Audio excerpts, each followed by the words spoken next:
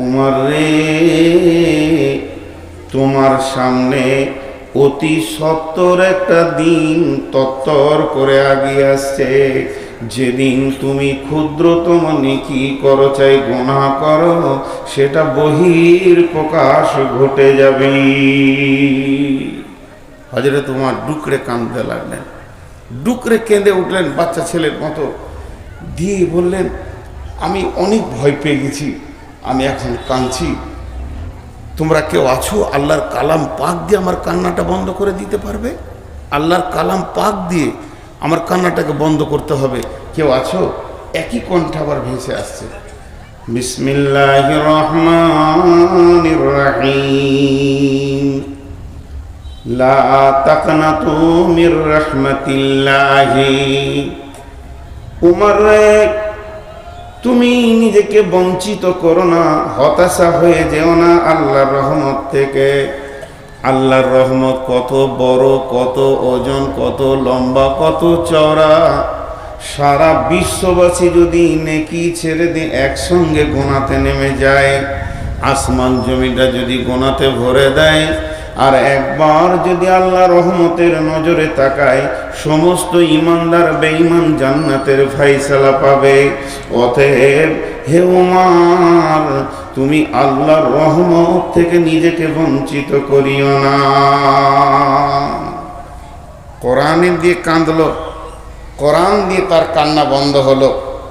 তো কিয়ামতের দিনটার ব্যাপারে আমাদের একটা ধারণা একপেশি সৃষ্টি হয়ে আছে, তবে ভালো, খারাপ নয়। সেটা কঠিন দিন, কঠিন দিন, এর থেকে কঠিন দিন আর নাই, এর থেকে কঠিন দিন আর নাই। আল্লাহ বলেছেন, ওয়ালা ইউসিকু ওয়াসাকাহু আহাদ, সেই দিনের বন্ধনের মতো আর গ্রেপ্তার তুমি জীবনে দেখনি, এরকম বন্ধন হবে। তো এটা ভয়ের বিষয় বটে, কিন্তু আর একটা জিনিস আমরা খেয়াল করি না, উদুহু ইয়াওমাইদিন নাঈমা ওয়া আম্মা মান উতিয়া কিতাবাহু বিয়ামিনিহি ফাসাওফা ইউহাসাবু হিসাবান ইয়াসীরা ওয়া ইয়ানকালাবু ইলা আহলিহি মাসরুরা।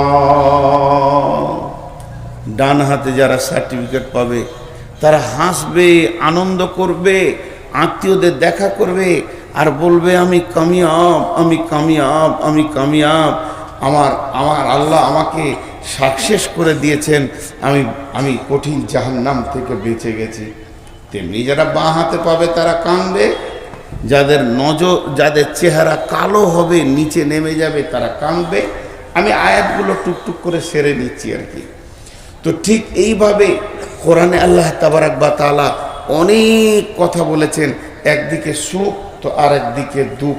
তো কিয়ামতের ময়দানটা যেমন সুসংবাদ বহন করে, তেমনি দুঃসংবাদও বহন করে।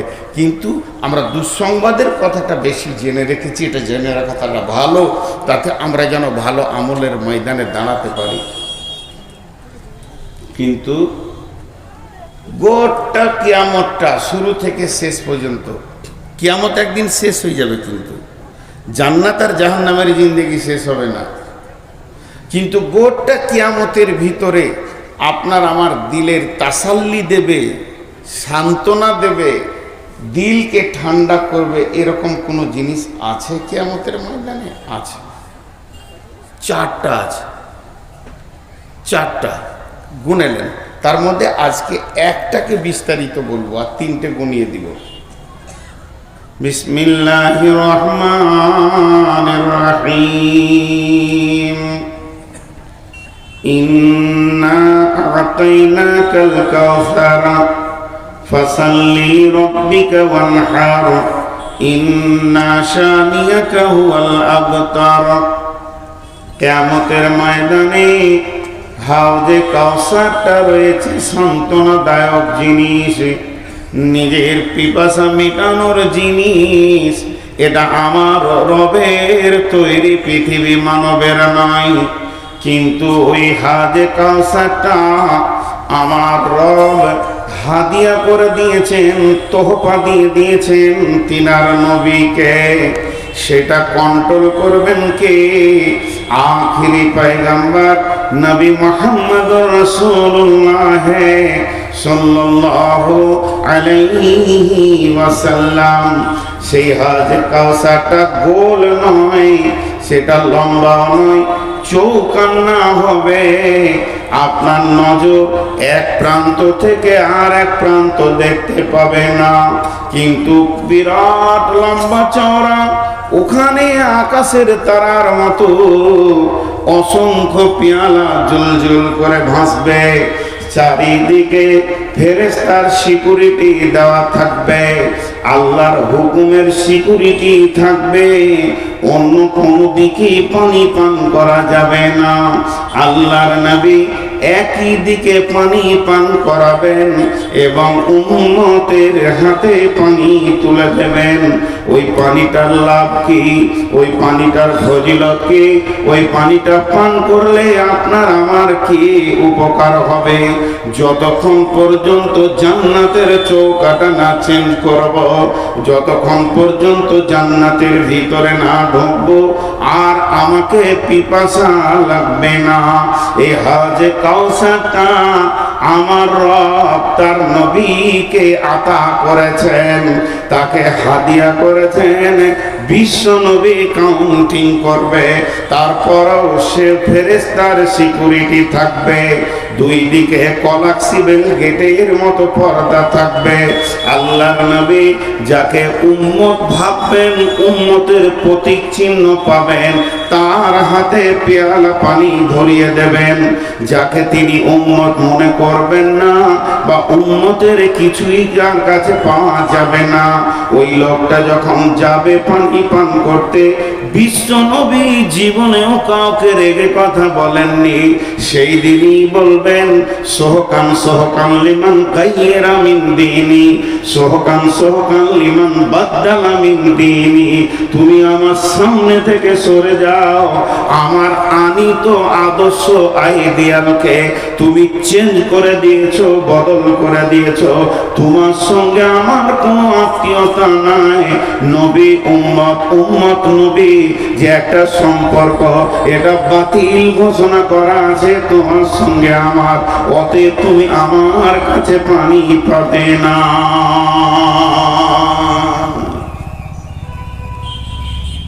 এখন তো পাসপোর্ট মোবাইলে হচ্ছে, ঘরে বসে বসে ফর্ম ফিল আপ করে দেবেন। এক যুগে কলকাতায় যে ফর্ম ফিল আপ করতে হতো, সেই যুগে পাসপোর্ট করেছি। তো জানলাতে দাঁড়িয়ে আছি, একটা নামের ভুল হয়েছে, খালি হর্ষটা বেঁকা হয়েছে, একটার সাথে একটা মিলছে না। তো ভিতরে যে কোন ফেরেশতা আছে, ও বলছে তোর এটা মেল হয়নি। তা আমি বলছি স্যার আর একটা ফিল আপ করি। তার আগে দুদিকে দুটো পুলিশ বলছে হট তোর হয়ে গেছে। ও ভাবলে না যে লোকটা কত কষ্ট করে এসেছে বর্ধমান থেকে। আবার দ্বিতীয় সপ্তাহে গেলাম লাইন দিয়ে। তো ঠিক আল্লাহ রসুলের নারাজি সংবাদটা পাবে তো জাহান্নামের ফেরেশতা ছাপ্পা মারবে, হট তোর হয়ে গেছে। আল্লাহ বহু বেয়াদবি দুনিয়াতে করে নিয়েছো, আর বেয়াদবি তোমাকে করতে দিব না। একটা জি, যারা রসুলের উম্মত, আমরা দাবিতে 16 আনা যে আমরা রসুলের উম্মত, কিন্তু যদি নবী মুহাম্মদ সাল্লাল্লাহু আলাইহি সাল্লাম নামে একটা গেট তৈরি করা হয়, যেরকম এয়ারপোর্টে ইমিগ্রেশনের গেট আছে, আপনি ঢুকবেন তো ঠিক কিছু নাই, টিক টিক টিক টিক মাল আছে, ধরা পড়ে গেল। তো গেটটাকে তৈরি করেছে যে মালগুলো পারচার করা যাবে না, সেই মালের উপরে তাদের এমনভাবে সাজানো আছে আপনি পার করতে পারবেন না। যদি ওই রকম হতো যেখানে একটা গেট আছে, যে উম্মত হবে পেরিয়ে যাবে, সাউন্ড হবে না, আর যে উম্মতের বাইরে টিক টিক করবে, তা আমরা একটাও পেরিতে পারতাম না। কারণ আমাদের অবস্থা কি, মাথার চুল থেকে নিয়ে পা পর্যন্ত রসুল একটু নেই। পানি পান করছে বাম হাতে, সাউন্ড কি, ডান হাতে পানি পান করে না, আবার স্টাইল করে বাম হাতে খাচ্ছে।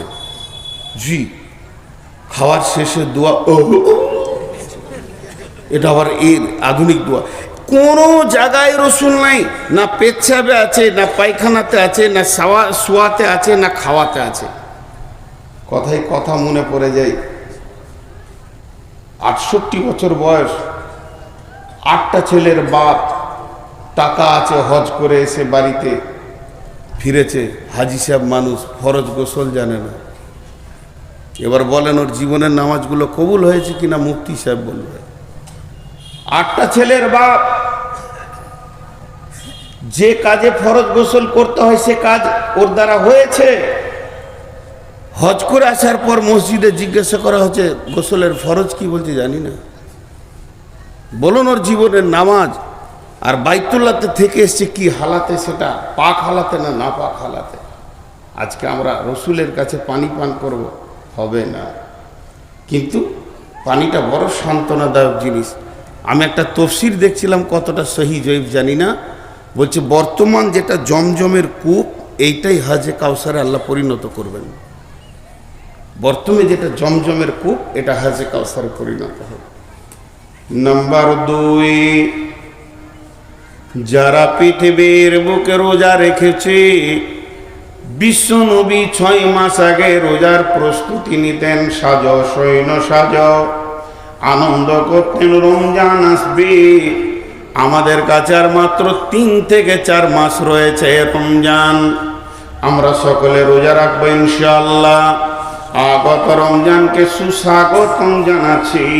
যারা রমজান মাসে রোজা রেখেছে তাদের সব থেকে কিয়ামতের মাঠে বড় উপহার স্বয়ং আমাদের রব আল্লাহ রোজাদারদের মোলাকাতে কিয়ামতের মাঠে আসবেন। কিয়ামতের মাঠে রোজাদাররা আল্লাহকে দেখবে। হাজি ভাই, যার কাছে আমার জীবনের সমস্ত মানদণ্ডের হিসাব, জান্নাত জাহান্নামের ফাইসালা, যিনি আহকামুল হাকিমিন, যিনার কোনো পরামর্শদাতা নাই আর প্রয়োজনও নাই, যিনার কোনো উকিলের প্রয়োজন নাই, তিনি যদি সমস্ত জাহান্নামীকে জান্নাতে দিয়ে দেয় তো কেন দিলে কথা বলার কারো ক্ষমতা নাই। সেই রকম মাবুদ আপনার আমার মোলাকাতে আসবেন এই রোজার কারণে। রোজা ছাড়বো ইনশাআল্লাহ, রোজা ছাড়বো না রোজা রাখবো? রোজা রাখবো ইনশাআল্লাহ। নাম্বার 3, يوم ترى المؤمنين والمؤمنات يسعى نورهم بين أيديهم وبأيمانهم بشراكم اليوم। কিয়ামতের মাঠে সর্বপ্রথম যেটা মানুষের প্রয়োজন হবে সেটা আলো। তার কারণ কিয়ামতের ময়দানটা অন্ধকার হবে, সূর্য থাকবে না, তারা থাকবে না, নক্ষত্র থাকবে না, বিদ্যুৎ প্রকল্প থাকবে না, জেনারেটর থাকবে না, মোমবাতি থাকবে না, জোনাকি পোকা থাকবে না। যে উপকরণ দিয়ে আমরা আলো পাই এগুলো একটাও থাকবে না। কিয়ামতের ময়দানটা চমকাবে একটা আলোতে। ও আশরাকাতিল আরদু বিনূরি রাব্বিহা, আমার রবের নূরে কিয়ামতের ময়দান চমকাবে। তবে তার ও নূরের ভিতরে থাকবে কুদরতি ক্ষমতা। বেঈমানরা সে নূর দেখতে পাবে না। যে বেঈমানরা এই পৃথিবীতে মসজিদের দরজা দেখেনি তারা কোনোদিন সেই নূর দেখতে পাবে না। ওই দিন নূর দেখবে কে? ওই দিন নূর দেখবে যে 5 ওয়াক্ত সালাতে হাজির দিয়েছে। ইয়াউমা তারাল মুমিনিনা ওয়াল মুমিনাতি ইয়াসআ নূরুহুম বাইনা আইদিহিম ওয়া বিআইমানিহিম বুশরাকুমুল ইয়াওম। তিরমিজি যখন পড়ছিলাম তো একটা হাদিস পেয়েছিলাম যে এই হযরত আবু হুরায়রা উযু করছে, তেমনি করে পানি নেই, মানে এই পর্যন্ত টানছে, এই পর্যন্ত কোরআনে আছে ফাকসিলু উজুহাকুম ওয়া আইদিয়াকুম ইলাল মারাফিক, এই পর্যন্ত ও একটু বেশি করে টানছে। আর হযরত উমর রাগী মানুষ, দেখতে দেখতে, আর ই যত রাগী তত নরম, জীব যত নরম দাঁত তত শক্ত থাকে পাশাপাশি। ঠিক আবু হুরায়রা আর হযরত উমর দুটি পাশাপাশি, মহব্বত খুব কিন্তু খুব নরম। উমর দেখতে দেখতে বলছে, এই তুই কতটা পানি টানছিস? বলছে এই পর্যন্ত। আর ও ঘাড়ে ধরেছে, বেশি বুঝিস তো কোরআন, তোকে বেশি বুঝতে হয়েছে? বলে কেন? ছাড় ভাই। বলে ছাড়, তোকে ছাড়বো, রসুলের কাছে নিয়ে গিয়ে ছাড়বো তোকে। নবীজির কাছে নিয়ে গেছে। তা আবু হুরায়রা নরম মানুষ, কাবু, এই ছাড়ো ছাড়ো। কি হলো? ইয়া রাসূলুল্লাহ, উজুতে হাত কতটা ধোবো? এই যে বলে এই কোনায় পর্যন্ত, মারাফি এই কোনায় পর্যন্ত। তখন বলছি কতটা টানছে দেখেন, বলে এই পর্যন্ত। যে নবীজি বললেন, আবু হুরায়রা তুমি কি কোনায় থেকে আরো বেশি টানছো? বলেছি হ্যাঁ। পারমিশন দিল কে? তখন আবু হুরায়রা বলছেন, দয়ার রাসূল গো, আপনি বলেছেন উজু করার কারণে উজুর জায়গাগুলো কিয়ামতের ময়দানে নূরে ঝকমক করবে। আমি সেই জন্যে উজুর পানিটা একটু আগে বাড়িয়ে নিছি, আমার মুখটা যেন আরো বেশি হয়ে যায়। আল্লাহ নবী বললেন, ওমর রে ছেড়ে দাও, ওর তো উজুর নিয়ত নয়, নূর বাড়ানোর নিয়ত। উজু তো হয়েই যাবে। তাহলে উজুর পানির ভিতরে রয়েছে গুণ। যে উম্মত উজু করলো না, যে গোলাম উজু করার মতো কাজ করলো না, সে মাবুদের নূর কিয়ামতের মাঠে পাবে না, অন্ধকারে থাকবে। কিন্তু যারা নামাজ রোজা করেছে, ও আশরাকাতিল আরদু বিনূরি রাব্বিহা, আমাদের রবের নূরের তাজাল্লিতে কিয়ামতের ময়দান ঝকমক করবে। একটা মজার কথা আপনাদেরকে বলে দিই। সবাই জমা হচ্ছে এখানে,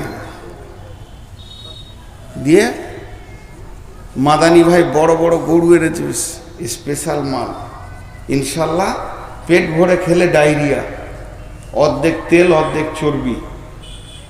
সবাই আমরা বসে গিয়েছি, কিন্তু ধান্দাটা ওইদিকে লেগে আছে যে কখন ডাক পড়বে।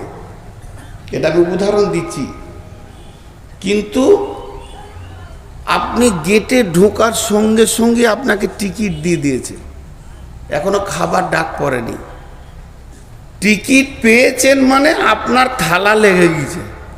কথাটা বোঝাতে পারলাম তো? কিয়ামতের মাঠে আপনি যখন উঠবেন, এখন বিচার হবে, ফাইসালা হবে, কিন্তু যদি আপনার উজুর জায়গাতে নূর লেগে গেছে মানে আপনি বুঝলেন যে কাজ হয়ে গেছে। কোরআন বলছে এটা, ইয়াউমা তাবিয়াদ্দু উজুহু ওয়া তাসওয়াদ্দু উজুহু ফাআম্মাল্লাযীনা বিয়াজ্জাত উজুহুহুম ফাফি রাহমাতিল্লাহি হুম ফিহা খালিদুন। সেই কিয়ামতের দিনে কিছু চেহারাতে নূরে ঝকমক করবে, আর কিছু চেহারা কালো হবে। তবে যাদের চেহারাতে নূর লেগে যাবে, হিসাবের আগে তুমি বুঝে নাও তুমি আল্লাহর রহমতের আয়াতভুক্ত চলে এসেছো, তোমার আর চিন্তা নাই। অতএব মুসলমান, কিয়ামতের মাঠে আল্লাহর নূর এবং দিদার যদি নিতে হয়, নামাজ আর রোজা দুইখানা ইবাদতকে মজবুত করতে হবে। চারটা সান্ত্বনাদায়ক জিনিস বলেছি, তার মধ্যে তিনটে বলা হলো। একটা হাউজে কাউসারের পানি, একটা আল্লাহর দিদার, আর একটা হলো আল্লাহর নূরের তাজাল্লির জ্যোতি। তিনটে বলা হলো, একটা বাকি আছে, এইটাই বিস্তারিত বলবো। আর একটা কি আছে? মনের সান্ত্বনা, দিলের তাসাল্লি দেওয়ার মতো। থাকবো কোথা?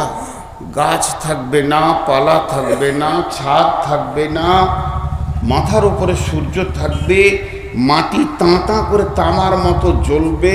কিয়ামত এই মাটিতেই হবে, যেটাতে আমরা বসে আছি, এই জমিনেই কিয়ামত হবে। তাহলে যাব কোথা? নদী নাই, নালা নাই, পুকুর নাই। এক কথায় বুঝেলেন, এই রুটি মা বোনেরা যে রুটি সেঁকে খোলাটা, ওই রকম গোল পৃথিবীটা একটা খোলার মতো হয়ে যাবে। উঁচু নিচু, আপার ডিপার, পাহাড় পর্বত, নদী খাল বিল, কিচ্ছু থাকবে না। 40 বছর পৃথিবীটা শূন্য অবস্থায় পড়ে থাকবে। অনুফিকা ফিস সূরি ফাসরিকা মান ফিস সামাওয়াতি ওয়া মান ফিল আরদি ইল্লা মান শাআল্লাহ সুম্মা নুফিকা ফিহি উকরা।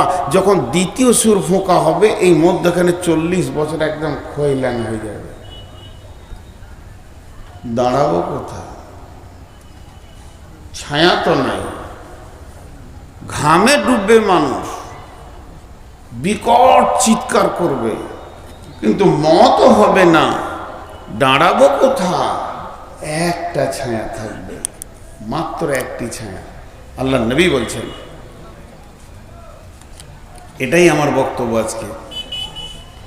وعن ابي هريره رضي الله تعالى عنه قال قال رسول الله صلى الله عليه وسلم سبعة يظلهم الله في ظله يوم لا ظل إلا ظله। কঠিন কিয়ামতের দিনে কোনো ছায়া থাকবে না, পাহাড় পর্বত থাকবে না, গাছপালা থাকবে না, যার ছায়াতে গিয়ে একটু জানটাকে রেস্ট নিব। আল্লাহর নবী বলছেন একটা ছায়া থাকবে, সেই ছায়াটার নাম আল্লাহর রহমতের ছায়া।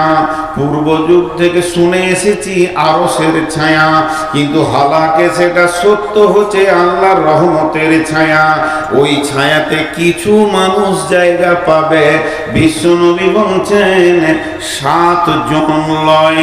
বিশ্বনবী বলছেন 7 শ্রেণীর মানুষ পৃথিবীর বুকে যারা আমল করেছে, 7 ধরনের মানুষ, তাদের ওই ছায়ার ভিতরে কোটা লেগে থাকবে। তারা নিশ্চিন্তে সেই ছায়াকে উপভোগ করবে। একে তো হাউজে কাউসারের পানি পেল, আর আল্লাহর রহমতের ছায়া পেল। মানে এখানেই জেনে নিতে হবে পৃথিবীর এসি ফেলিওর হয়ে যাবে। সেই ছায়াটা কেমন হবে? এটা বৈজ্ঞানিকের তৈরি এসি যদি এত শীতল হয়, এত মনোরম হয়, মনোরঞ্জন হয়, আমার রবের ছায়াটা কত মনোরম মনোরঞ্জন হবে, কত সুন্দর হবে। সেই রবের আমার রহমতের ছায়াতে জায়গা পাবে। কে বলছেন? কে বলছেন? বিশ্বনবী বলছেন। কে পাবে রে? 1 নম্বর তুমি এসো, 2 নম্বর তুমি এসো, 3 নম্বর তুমি এসো। এই বলে তাদের কোটা লেগে যাবে, জায়গা পেয়ে যাবে। এই পৃথিবীর বুকে যারা 7 রকম আমল করেছে, একজনই যে 7 রকম করেছে তা নয়। যে আমলগুলি বলা হয়েছে, এই গুণ যার ভিতরে একটা থাকবে, ও আরশের ছায়াতে বাস করবে।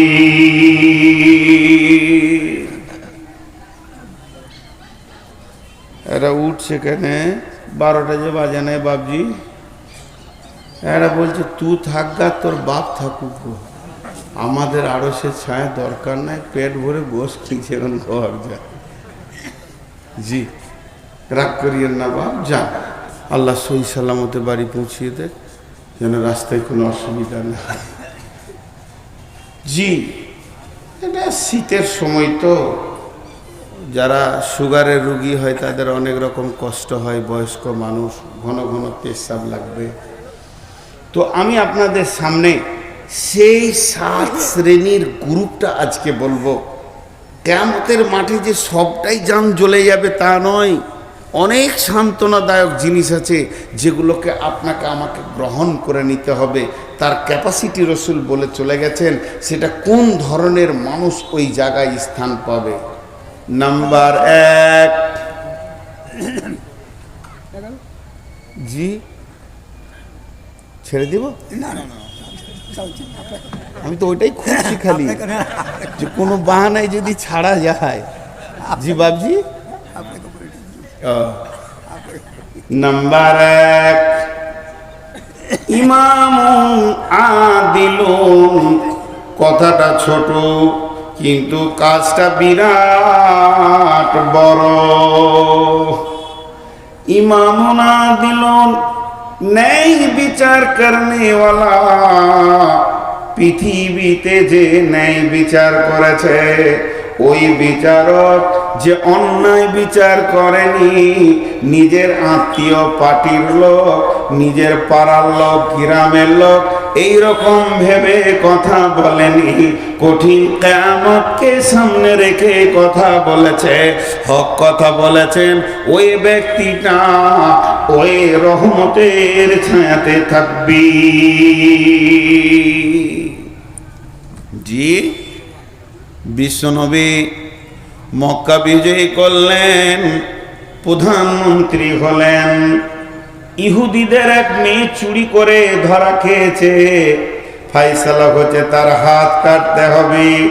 যখন এই ফায়সালা এসে গেল, ইহুদিরা এসে বললেন, ইয়া রাসূলুল্লাহ, আমরা এখনো ইসলাম মানিনি, কোরআন মানিনি, তবে কোরআনের বিচার কেন নেব? আমাদের বিচারটা তৌরাত থেকে করে দিতে হবে, যেহেতু আমরা তৌরাতের আওতাভুক্ত নিজের জীবন চালাচ্ছি। কিন্তু তাদের জানা ছিল না আল্লাহর নবী একজন সাহাবীকে তৌরাতের পণ্ডিত করে নিয়েছিলেন, হাফিজ করে নিয়েছিলেন। নবীজি বললেন, ঠিক আছে, যাও তোমরা তৌরাতের পণ্ডিত নিয়ে এসো এবং মুজরিমকে নিয়ে এসো। তারা সেখানে এসে হাজির হলো। তারা তাদের হাফেজগুলোকে বলতে বলতে এলো, তোদেরকে কিছু টাকা দেওয়া হবে, যে জায়গায় হাত কাটার কথা আছে ওই শব্দটাকে চেঞ্জ করে দিয়ে ওই শব্দটাকে বাদ দিয়ে লাফিয়ে তুই পড়ে নিবি, তাইলে আমার মেয়ের হাত কাটাটা বন্ধ হয়ে যাবে। সম্ভ্রান্ত ঘরের মেয়ে, এবার তারা সেই রকম টাকা হাফেজ তারা এসেছে। নবীজি বললেন, বলো চুরির শাস্তি কি তৌরাতে আছে? ও পড়তে পড়তে ওই জায়গাটা যখন টপকে দিছে, আমাদের সাহাবীদের ভিতরে যে হাফেজ ছিল বললে, দাঁড়িয়ে যা, দুটো শব্দ বাদ করে দিলি, এটা করা যাবে না, মেয়েটির হাত কাটা হয়েছে। বন্ধুরা আমার, তখনই বিশ্বনবী বলেছিলেন, ওয়ালাউ কানা বিনতি ফাতিমাতা, এই জায়গায় যদি আমার মেয়ে ফাতেমা হতো, তা আমি নবী মুহাম্মদ সাল্লাল্লাহু আলাইহি সাল্লাম নিজের হাতে তার হাত কেটে দিতাম। জি ভাই, এখন ন্যায় বিচার পাওয়া যাচ্ছে পৃথিবীতে? জি, আফসোসের কথা কটা বলবো।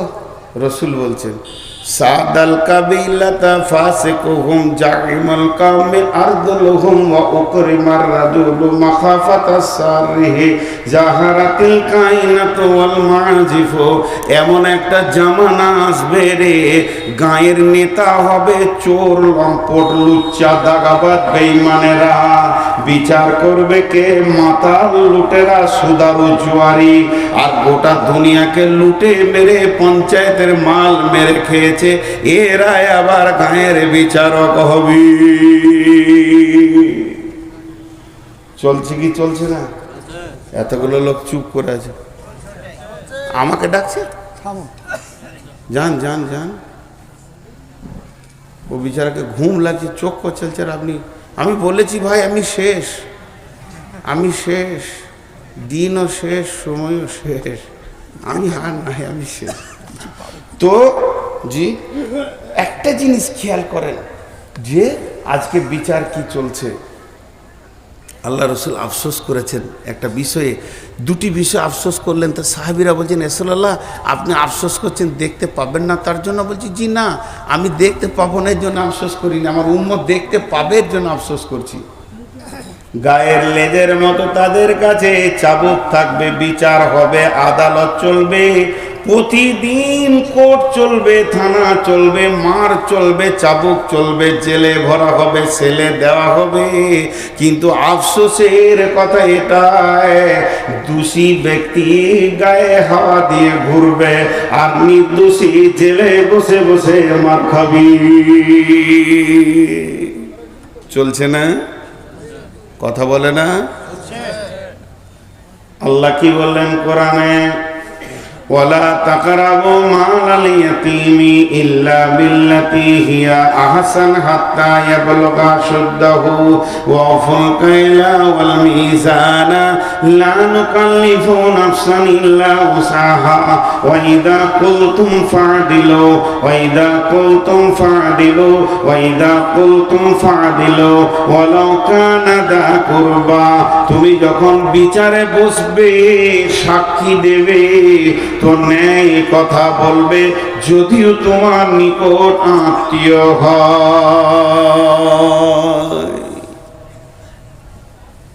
একটা ছেলে 4 চাকা গাড়িতে লাগিয়ে দিয়েছে মোটরসাইকেল, এইখানে উদাহরণ দিচ্ছি আপনাদের বরজুমলাতে। আর গাড়িটা আসছে কোথা থেকে? পাকুড় থেকে। সে গরিবের বাচ্চা বিচারাকে 400 টাকা দিয়ে বলেছে মালটা ঢেলে দিয়ে আজকে ঘুরে এসে খাবি। পেট তার চুন চুন করছে। আর যে টোটোওয়ালাদের অত্যাচার চলছে রোডে, আল্লাহ মাফ করো।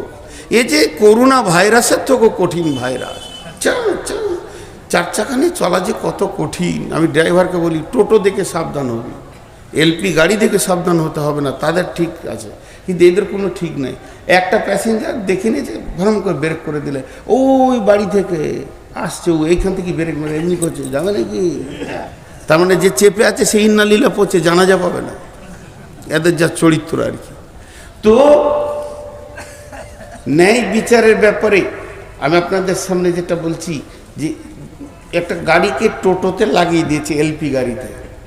দোষ টোটোওয়ালার, অন্যায় এর। বেলাইনে ছিল, ওটা বড় গাড়ি একটু লেগেছে, তো এর একটা চাকা চলে গিয়েছে, ভেঙে গিয়েছে। এখন ওকে কলার ধরে নেমে মারছে, চলছে মার। ও মারতে মারতে ওর বন্ধু এসে বলছে, তাহলে আমিও অনেকদিন মাস্তানি দেখানি, তো চুলটা হিলিয়ে দিয়ে ও মারলে। এখন মানে বর্তমান যুবকদের একটা ভাইরাস, লম্বা চুল আর খালি মাথাটা এমনি করছে, আর হাতটা খালি এমনি করছে, হাতটা খালি এমনি করছে। আজকে টোটোতে এলাম 53 থেকে 54 বার খালি এইখানে আস্তে আস্তে হাতটা এমনি করছে। আমি তুমি খুব কষ্টে আছো বলো, আজাব চলছে তোমার। হ্যাঁ, তো চুলের উপরে এবারে এই মার ধর করে ওকে করে দিলে। কিন্তু একদিন ন্যায় বিচার হবে। তো এবার বিচার চলছে। টোটোওয়ালা জোরে গলা বলছে, কি ভেবেছিস? কিন্তু আসলে গাড়িটা ছিল কোম্পানির, টোটোওয়ালাকে খবর নাই। যখন ওই ড্রাইভারের নাক দিয়ে রক্ত আর রক্ত, ভিডিও কল করে দেখিয়েছে, কোম্পানির মাথা গরম। ওদের ইন্স্যুরেন্স করা থাকে 23 লক্ষ, 40 লক্ষ, 5 কোটি, 15 কোটি, 16 কোটি। জি, শিল্প ব্যাংকে শুধু অ্যাকাউন্ট খুলতে গেলে 10 কোটি টাকা লাগে, অ্যাকাউন্ট খুলতে, রানিং করতে। তো সেই রকম তারা বড় কোম্পানি, মনে রাগ হয়েছে, 4খানা কেস ঢুকেছে। মাল লুট, টাকা পয়সা লুট, মাল নষ্ট, 13 লক্ষ টাকার মাল ক্ষতি দিয়ে দিয়েছে। 4খানা কেস একদম কলকাতায় মেরেছে, লালবাজারে। ওখান থেকে খবর আসছে লালগোলায়, আসামি তুলো। রাত 3টের সময় পুলিশ এসে টোটোওয়ালার ঘর ঘেরে টেনে বার করছে। কি হলো?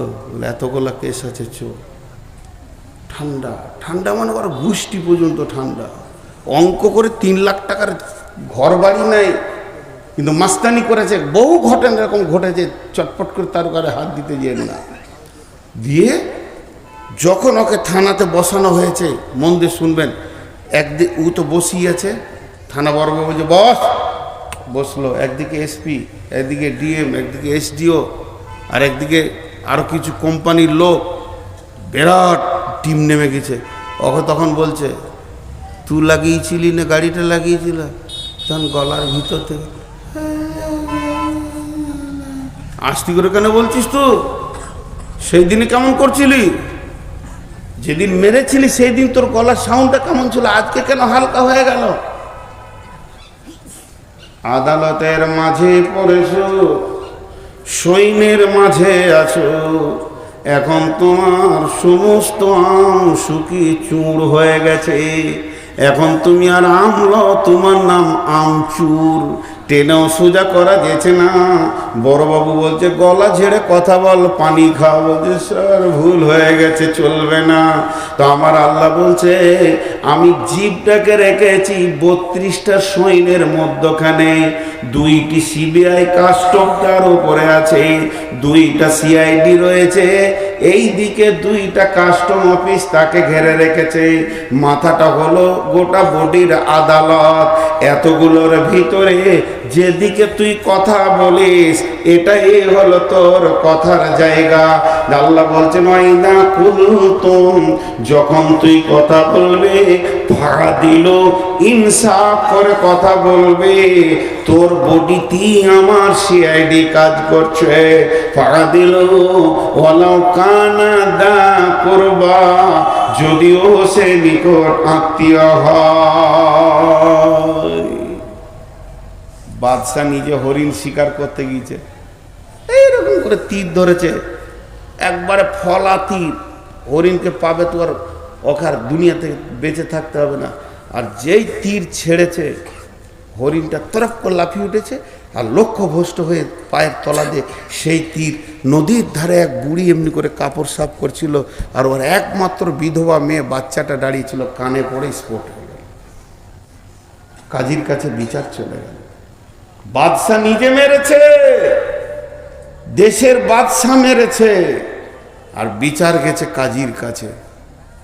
আজকে শুক্রবার, রবিবার বিকাল 3টে ফাইসালা হবে। বাদশাকে এনে হাজির করা হলো। বাদশার সিংহাসনে নাই, কাঠগোড়ায় দাঁড়িয়ে আছে, বুড়ি দাঁড়িয়ে আছে, দাফন কাফন হয়ে গেছে। একদিকে স্বামী হারিয়েছে, এবার সন্তান হারালো, যার মুখ পানে তাকিয়ে দুনিয়ার আলো দেখছিল। বাদশা তীর হাতে করে গিয়েছে, কাজী বিচার দিচ্ছে। বাদশাহ বলে বলুন, তুমি মেরেছ? বলে হ্যাঁ স্যার, ইচ্ছা করে নয়, তবে লক্ষ্যভ্রষ্ট হয়ে গেছিল। হরিণটা চলে গেল, যে নদীর ধারে ঘাটে উনি কাপড় সাফ করছেন, ওর বাচ্চার কানে লেগেছে, তীর স্পট হয়ে গেছে। বাদশাহ এবার ফাইসালা দিচ্ছে, জাল্লাদ আমার আল্লাহর ফাইসালা কতলের পরিবর্তে কতল।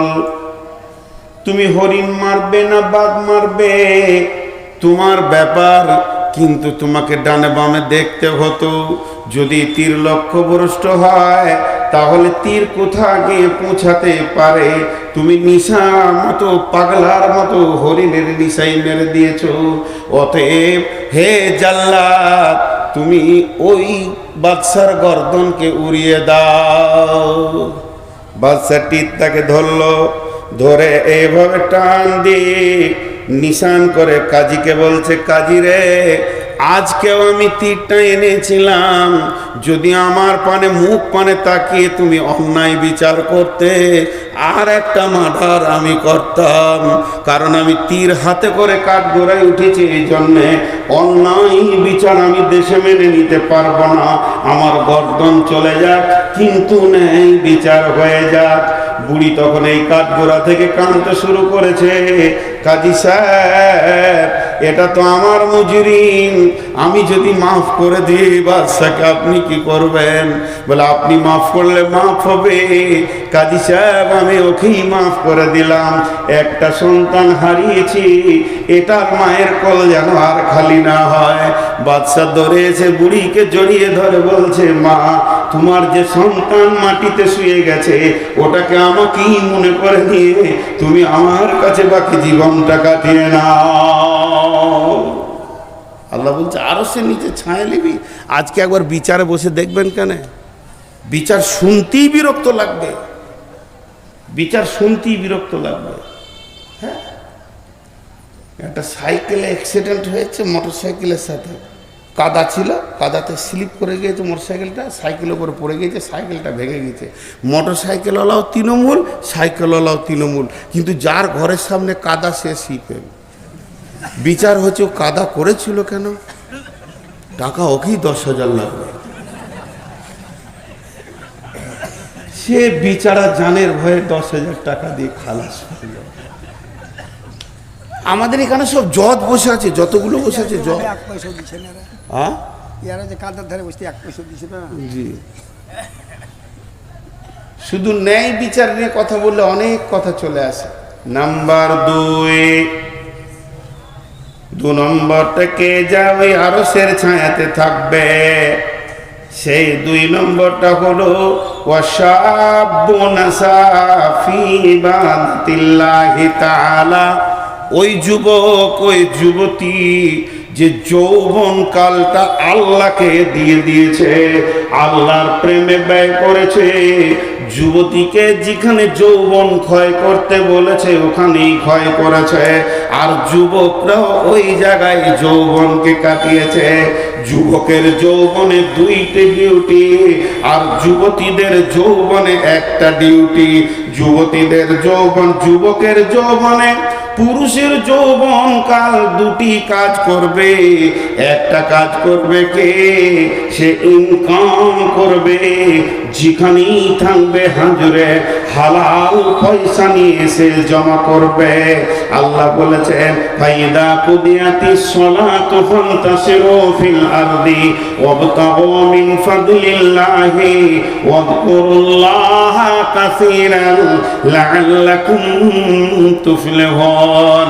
আমার মতো সুগারের রোগীটা মসজিদে বসে বসে বসে বসে আসর থেকে মাগরিব পর্যন্ত যদি সুবহানাল্লাহ আলহামদুলিল্লাহ বলে, যে নেকিটা পাবে, একটা যুবক যদি শুধু একটা মাল সেল করার জন্য বেরিয়ে যায়, সে যে ইনকামটা করবে, যদি ও রাস্তার ধারে বলে 4 আনা 4 আনা 5 টাকা 5 টাকা, মানে চিড়ে বাদাম বিক্রি করছে 5 টাকা 5 টাকা 5 টাকা 5 টাকা 5 টাকা, মুখ দিয়ে কুলহ লয়, ইন্না আতাইনা নয়, 5 টাকা 5 টাকা 5 টাকা 5 টাকা, এই যে মুখ দিয়ে বলছে লিবেন ভাই আপনি খান, আপনার ছেলে মেয়ের জন্য নিয়ে যান, এই যে ওর মুখটা চলছে, আর আমি মসজিদে বসে বসে সুবহানাল্লাহ সুবহানাল্লাহ সুবহানাল্লাহ, আমার থেকে লাখো গুণে বেশি নেকি পাবে।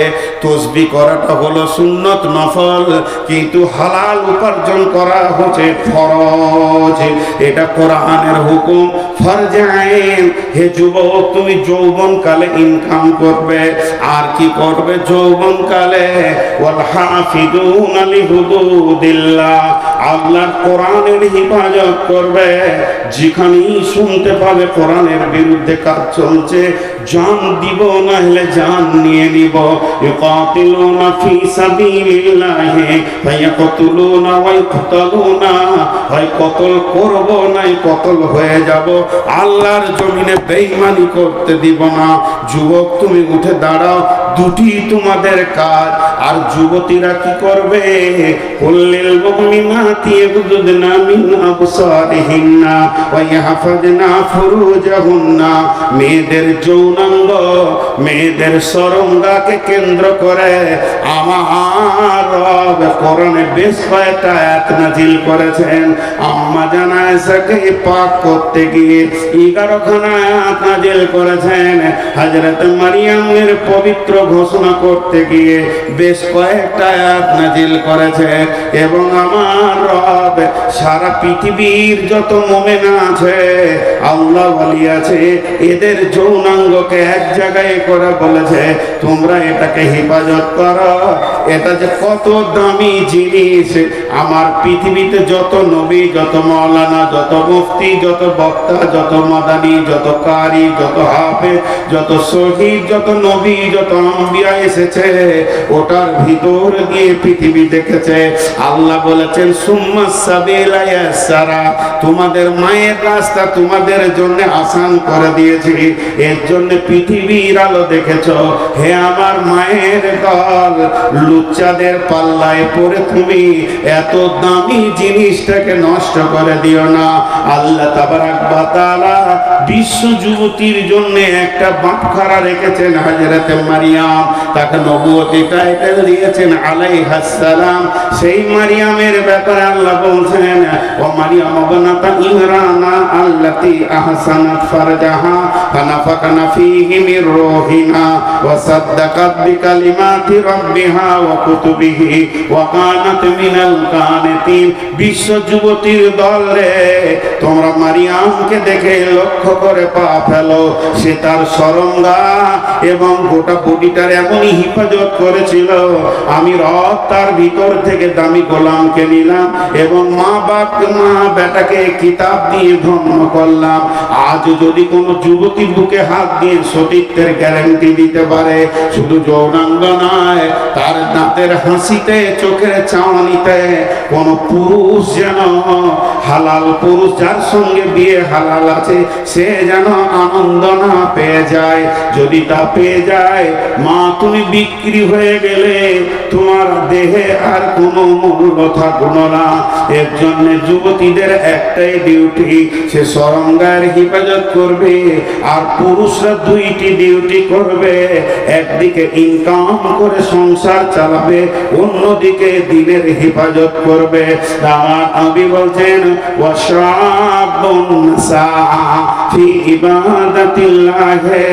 ওই যুবক যুবতী আল্লাহর রহমতের ছায়াতে কোটা লেগে যাবে, যার যৌবন কাল আল্লাহর হুকুমের উপরে চলেছে। আর 15 মিনিট পানি খায় আর একবার।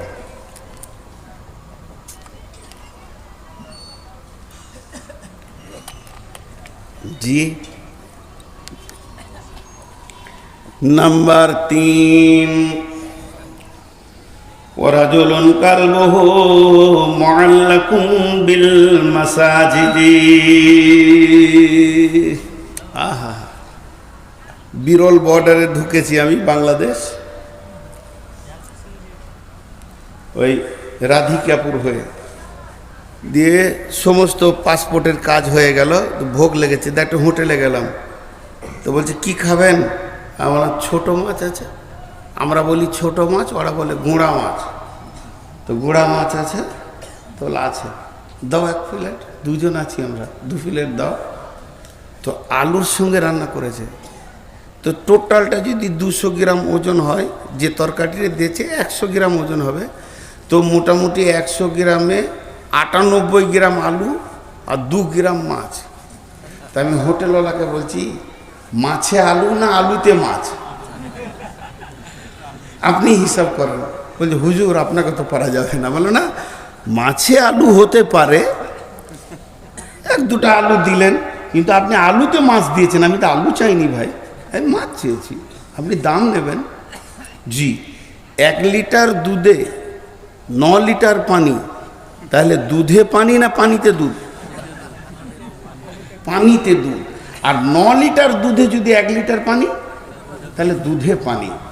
তো আমাদের জীবনটা হবে মসজিদওয়ালা দুনিয়া, কিন্তু হয়ে গেছে দুনিয়াওয়ালা মসজিদ। মসজিদে ঢুকছি আধা ঘন্টা, আধা ঘন্টার মধ্যে 30 মিনিট, 30 মিনিট, প্রতি মিনিটে 60টা সেকেন্ড আছে, 5 মিনিট আল্লাহকে মনে পড়ছে, বাকি 29 মিনিট 55 সেকেন্ড দুনিয়াতে মনটা পড়ে আছে। তাহলে মসজিদটা দুনিয়াওয়ালা মসজিদ হলো। আর আমার রসুল বলছে তোমার দুনিয়াটা মসজিদওয়ালা হয়ে যাক। তুমি মাঠে কাজ করবে, কিন্তু তোমার দিল পড়ে থাকবে মসজিদে। তুমি মার্কেটে থাকবে, হঠাৎ চমকে উঠবে, কিরে বাবা আজান হলো নাকি? খরিদ্দারের সঙ্গে কথা বলি, আজান হলো না কিরে বাবা, মসজিদ যেতে হবে।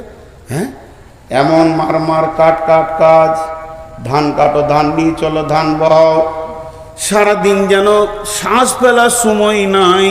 ভোরবেলায় বেরিয়ে গেছি, জোহরের আজান শুনে মাঠি নামাজ সেরে নিয়েছি, সালাম ফিরে আবার কাজে লাগ, চল চল চল।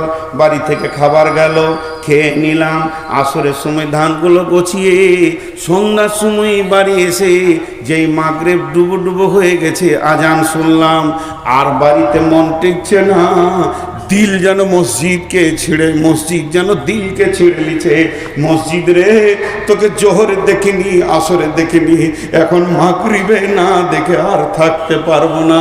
মসজিদে যদি দিলটা টাঙা থাকে আর বডিটা যদি দুনিয়াতে ঘুরে বেড়ায়, আপনার কাজগুলো নামাজে গণ্য হয়ে যাবে। কারণ আপনি নামাজি রত রয়েছেন, শুধু ছুটি নিয়ে দুনিয়া করতে গেছেন।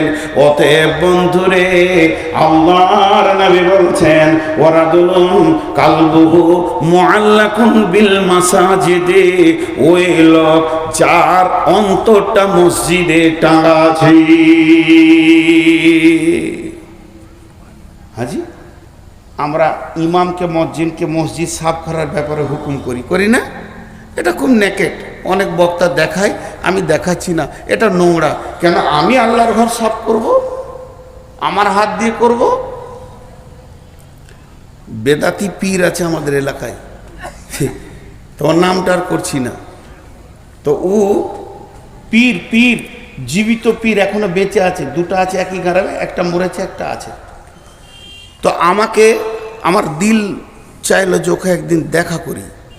ওই এলাকায় থাকতাম আমি একটা মাদ্রাসায়।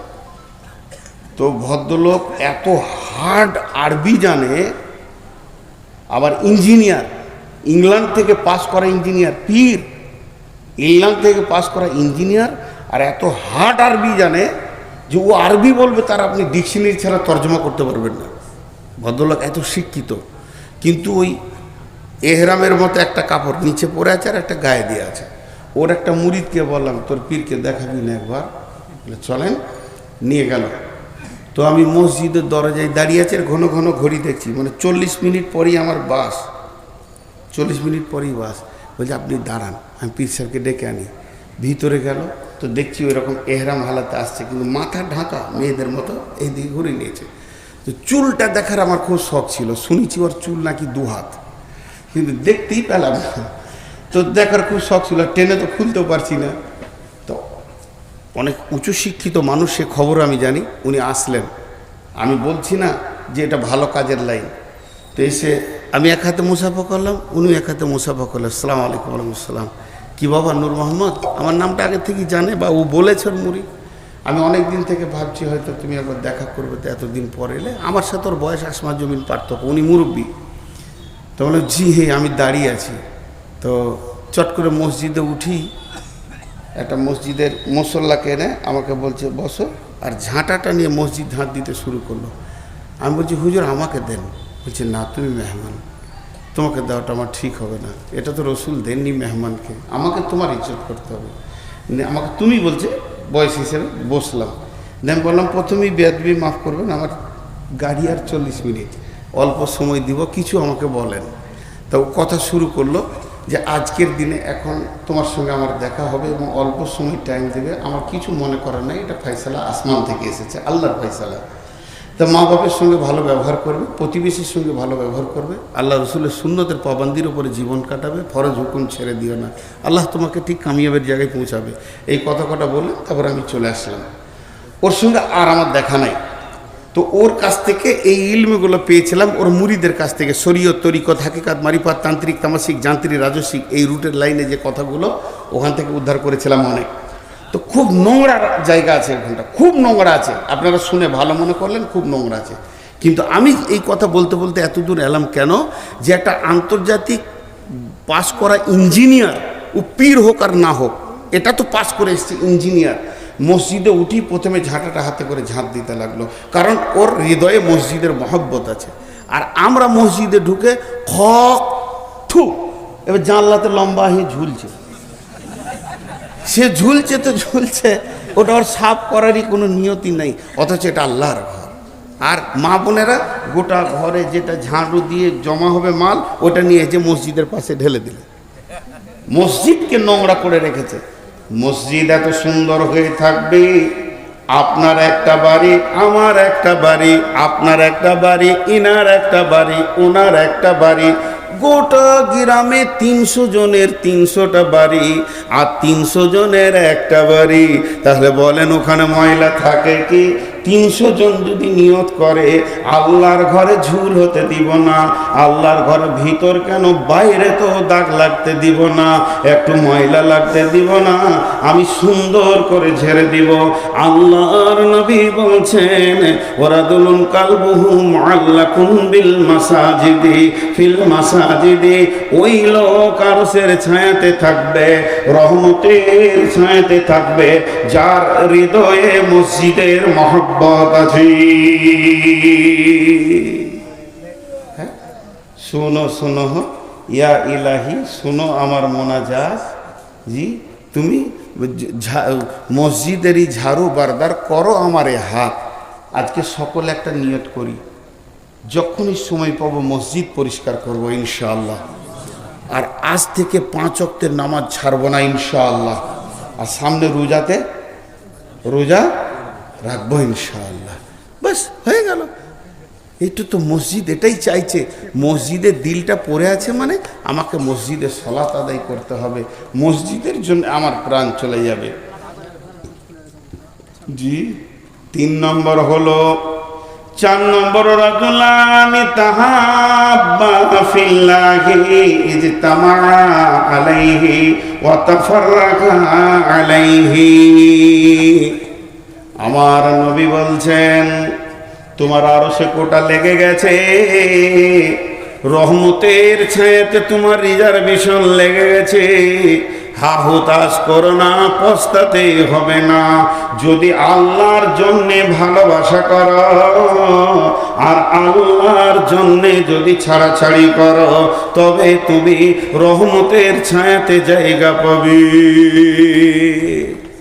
মুশরিক জান্নাতে যাবে, দেখছো আর উত্তর দেয় না। মুশরিক জান্নাতে যাবে? মাদানী সাহেব চুপ করে আছে, আর এরা বলছে না যাবে না। কে বলে যাবে না? শিরক একটা বিষয় করা যায়, মহব্বতের, মহব্বতকে ভাগাভাগি করা যায়। আমি আব্বাকে ভালোবাসি, মাকে ভালোবাসি, সন্তানকে ভালোবাসি, বিবিকে ভালোবাসি, আলেম ওলামাকে ভালোবাসি, আল্লাহকে আমি ভালোবাসি। ভালোবাসা এমন একটা ইবাদত, আল্লাহ কোরআনে বলেছেন, হে মুসলমান, কুল ইন্নামা আনা কুলি ইজা কুল ইন্নামা আনা বাশারুম মিসলুকুম ইউহা ইলাইয়া আন্নামা ইলাহুকুম ইলাহু ওয়াহিদ ফামান কানা ইয়ারজু লিকা রাব্বিহি। যদি কারো মনের তামান্না থাকে রবের সঙ্গে মোলাকাত করব, ফামান কানা ইয়ারজু লিকা রাব্বিহি ফালিয়ামাল আমালান সালিহা, সুন্দর আমল করো। ওয়ালা ইউশরিক বি ইবাদাতি, ইবাদতের ভিতরে শিরক করিও না। আমি মালদান করলাম আব্বার নামে, মালদান করলাম মায়ের নামে, মালদান করলাম বোনের নামে, ভাইয়ের নামে, আমি আল্লাহর হস্তে আল্লাহকেও মাল দিয়ে দিলাম। আমি চারিদিকে মহব্বত ভালোবাসা ছড়ানো আছে আমার। অতএব বন্ধুরে, মানুষকে ভালোবাসবো আমি আল্লাহর জন্যে, এবং মানুষের সঙ্গে আমার ছাড়াছাড়ি হবে আল্লাহর জন্যে। আল্লাহর যে দুশ্মন সে আমার দুশ্মন, নবীজির দুশ্মন আমার দুশ্মন, কিন্তু ওই দুশ্মনের সঙ্গে আমার আপোষ থাকবে না। আল্লাহর মহব্বতে আমি মহব্বত করব। তো বিশ্ব নবী বলছেন, তোমার একটা কোটা যেমন ওই আরশের ছায়া, রহমতের ছায়াতে লেগে গেছে।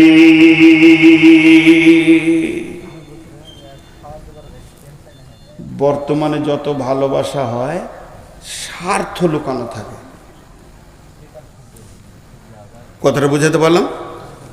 স্বার্থ লুকানো থাকার কারণে ওটা প্রেম বলা যাবে না, ওটার নাম হবে ধান্দাবাজ। ওটার নাম কি? ধান্দাবাজ। ওর যখনই স্বার্থ ফুরিয়ে যাবে টুক করে কেটে যাবে। ভালো কাউকে বাঁচতে গেলে অন্তর থেকে ভালোবাসতে হবে, যে ভালোবাসার ভিতরে কোনো রকম কোনো ছল চতুরি থাকবে না। জি, তাহলে আর 3 মিনিট আছে, ঘড়ি। হ্যাঁ, কালেকশন আছে, কে করবে? সিজন পেরিয়ে গেল, বলছে আলু তুলো। এখন আম গাছে একটা যদি আম বের করে দিতে পারেন তা আপনাকে 10 লাখ টাকা কালেকশন দেবো। না, এটা ভুল হয়ে গেল, 12 মাসে কাছে থাকতে পারে। অনেক আছে আপনার বাড়িতে আছে। জি, অনেক গাছে আমার বাড়িতে ভাবছে যে আবার মুল বিটবে, তা আবার চাইবে, তাহলে পেঁচিয়ে দিব আপনার জন্য পেছখানে হবে। আল্লাহ রসুলের পরে বলছেন, 5 নম্বরে বলছেন, ওরাজুলুন দাআতুহু ইমরাতুন দাতা منصب وجمال فقال إني أخاف الله এরা উঠছে কেন? ও ভাই যারা যে কটা যেছেন পয়সা দিয়ে যান, ওই পয়সা দিয়ে যান। আল্লাহ আমাকে কেন মুমতাজুল করলে না? ওরই দাম বেশি রয়েছে এখন মার্কেটে। জি দেখেন, আপনাদেরকে একটা খুব তাসাল্লি দেওয়ার বক্তব্য দিচ্ছি আজকে, যে কিয়ামতের মাঠে টেনশন নাই, এই জিনিসটা দিচ্ছি, সব টেনশন মুক্ত হয়ে যাবে। মা বোনেরা নাকেরগুলো কানেরগুলো খুলে দিয়ে পাঠিয়ে দেন। আমি যে তাসাল্লির বক্তব্য আজকে দিচ্ছি, অন্তত খুশি হয়ে আপনাদের বেশি দান করা উচিত। আল্লাহর নবী বলছেন, ওই যুবক যার ভিতরে পরিপূর্ণ উত্তাল রয়েছে, ওই মানুষটা, তাকে একটা সুন্দরী এবং মালালা মেয়েটার ভিতরে দুইটি গুণ, একদিকে দেখতে অতি সুন্দর আর একদিকে তার মালে পরিপূর্ণ রয়েছে, সে কিন্তু তোমাকে হাতছানি দিচ্ছে, এসো এসো। তখন যুবক ওকে উত্তর দিচ্ছে, যুবতী রে, তোমার কাছে সমস্ত মালের স্বাদ আমার জানা আছে, প্রয়োজনও আছে, মধ্যখানে একটা প্রাচীর রয়েছে যেটাকে টপকাতে পারছি না। ইন্নী আখাফুল্লাহ, আমি আল্লাহকে ভয় করি। এর জন্য মুআজ বিন জাবালকে আল্লাহর নবী 10টা ওসিয়ত করেছিলেন। ওয়ান মুআজ বিন জাবাল রাদিয়াল্লাহু তাআলা আনহু قال আওসানি রাসূলুল্লাহ সাল্লাল্লাহু আলাইহি ওয়াসাল্লাম বিআসরি কালিমাতিন, যে 10টা ওসিয়ত করেছিলেন, শেষ কথাটা ছিল, মুআজ রে, তোমাকে লাখ কথার এক কথা, কোটি কথার এক কথা বলছি, পৃথিবীর যে কোনো কোণে থাকো না কেন, ওয়া আখিফুহুম ফিল্লাহ, আল্লাহর ভয়কে সঙ্গে করে রাখিও। তোমার সঙ্গে যদি আল্লাহর ভয় থাকে, পৃথিবীর কোনো গুনাহ তোমাকে স্পর্শ করবে না, তোমার কাছেও কোনো গুনাহ আসবে না। এবং আল্লাহ রসুল তার সাথীকে বলেছিলেন, হিজরতের সাথী ছিলেন আবু বকর, লা তাহজান ইন্নাল্লাহা মা'না, আবু বকর রে, আমার আর তোমার সঙ্গে আল্লাহ রয়েছে। যদি কোনো যুবক বা যুবতী এটা মনে করে আমার সঙ্গে আল্লাহ আছে, ওর দ্বারা কোনো গুনাহ করা সম্ভব হবে না। তাই আমার নবী বলছে, হে যুবক, হে যুবতী, তুমি যদি নিজেকে লুচ্চামি থেকে বাঁচাতে পারো আল্লাহর ভয়ে, তাহলে আল্লাহর রহমতের ছায়াতে তোমার কোটা লেগে গেছে।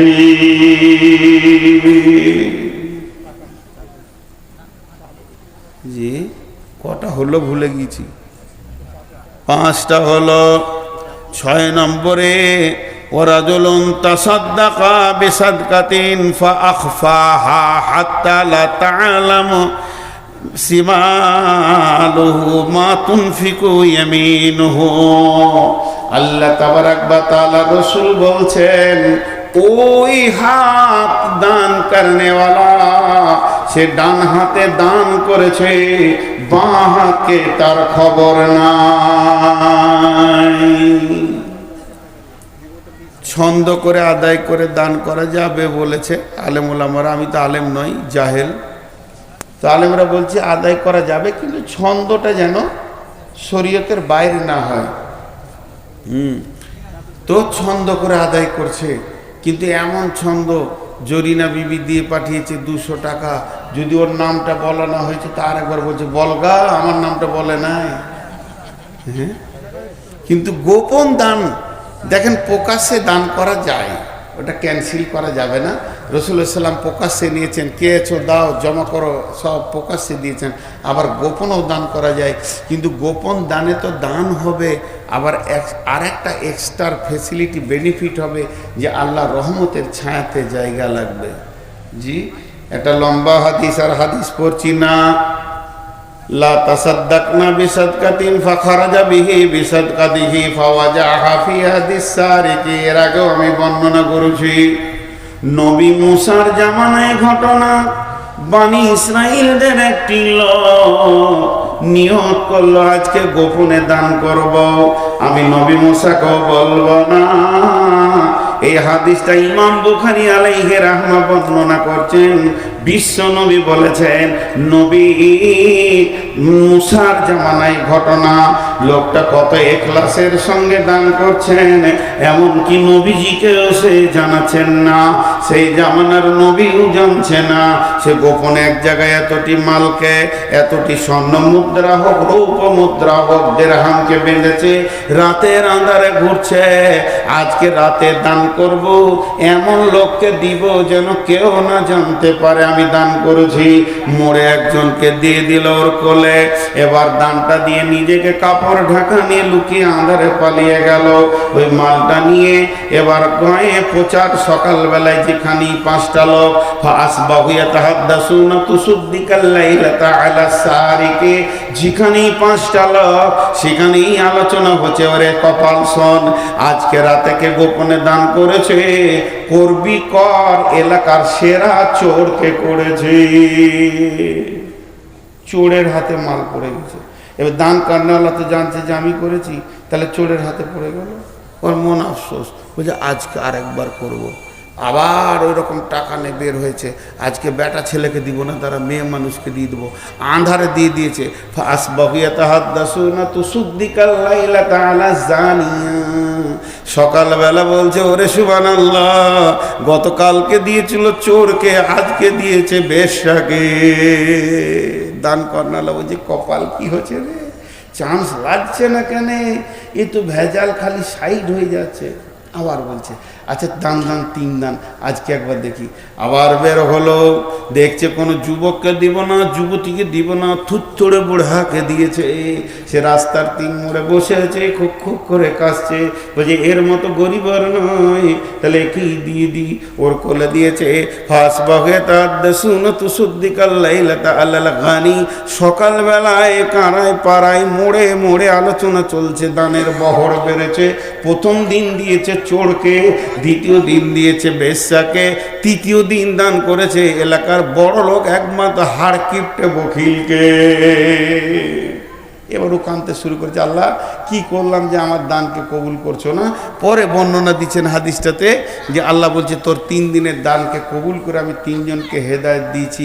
ওই জানিয়া মেয়েটা বলছে আল্লাহ আর জীবনে নোংরা কাজ করব না। এই এটা বিয়ে বাড়ি পেয়েছিস? তখন থেকে শুনেই যেছি হায়া সরব নাই। তো আপনারা একটু ধৈর্য ধরেন। তো ওকে জানিয়াকে হেদায়েত দিয়েছি, চোরকে হেদায়েত দিয়েছি, বখিলকেও হেদায়েত দিয়েছি। দেখেন দান যদি ইখলাসের সঙ্গে হয় তাহলে তার রিয়াকশন আলাদা হবে। আর একটা আছে 7টার মধ্যে বলে নি, শেষকালে ওয়ারাদুলুন যাকারাল্লাহ খালিয়ান ফাফাদাত আইনাহু। ওই লোকটা রহমতের সাথে থাকবে যে লোকটা গভীর রাত্রিতে উঠে চোখের পানি আল্লাহর কাছে ফেলে। অনেকে বলবে দোয়া জানি না, খ্যাপা, সব থেকে বড় দোয়াটা আমার কাছে শিখেলেন, চোখের পানি, এর থেকে বড় দোয়ার কিছু নাই। বাচ্চা ছেলে কোন ভাষায় কথা বলে? 1 বছরের 1.5 বছরের বাচ্চা হ্যাঁ কান্না করে, ওর কাজ হচ্ছে কেঁদে দেওয়া, মায়ের কাজ হচ্ছে ওর কান্না চুপ করানো। তো আমার কাজ হচ্ছে আল্লাহর কাছে কেঁদে দেওয়া, ওর কাজ হচ্ছে আমার কান্নাকে চুপ করানো। কেন কাঁদছি? মামলা হয়েছে, ঋণ হয়েছে, ব্যথা হয়েছে, অসুস্থ হয়েছে, ছেলে কথা শোনে না, মেয়ে কথা শোনে না, বিবি কথা শোনে না, আব্বা কথা শোনে না, ভালো লাগছে না, শরীর চলছে না, যত রকম তোমার অভাব আছে এতগুলা বলার তুমি বলতে পারবে না, মনেও থাকবে না। তবে যে কেঁদে দিল সে লুটে নিল, যে রো দিয়া ও লুটলিয়া। অতএব চোখের পানিতে খালি তুমি বেশি কথা বলো না, একটা শব্দ বলো, রব্বানা রব্বানা রব্বানা মূর্খ আছি, ভাষা জানি না, জ্ঞান নাই, আমার কি দরকার আমি নিজেই জানি না আমি কত মূর্খ। মাবুদ তুমি হলে সব থেকে শাহিনশা, আমার চোখের পানি তোমাকে বন্ধ করতে হবে, জাহান্নাম নিব না, জান্নাত ছাড়ব না। পৃথিবীর বুকে আমার অনেক রকম কেস মামলা আছে, মাবুদ তুমি আমাকে আনন্দ করে দাও।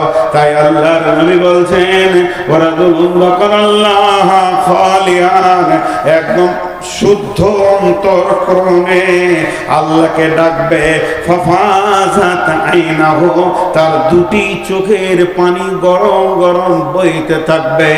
বিশ্বনবী বলছেন উম্মত রে, রহমতের কোটাতে তোমার সিট লেগে গেছে।